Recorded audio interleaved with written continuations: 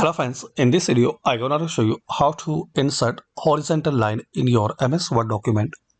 So friends, there is very super and easy method to insert horizontal line. Just you need to type or tap 3 times dash on your MS Word document.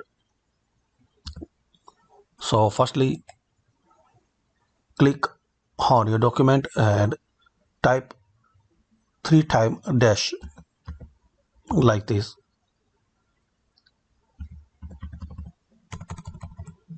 Then press enter.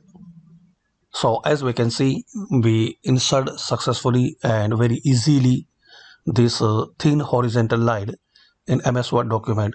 Very simple and super easy. Just you need to 3 times dash, then press enter.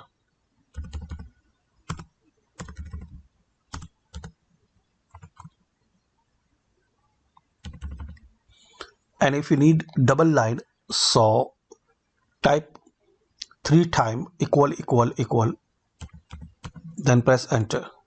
So now we have double line.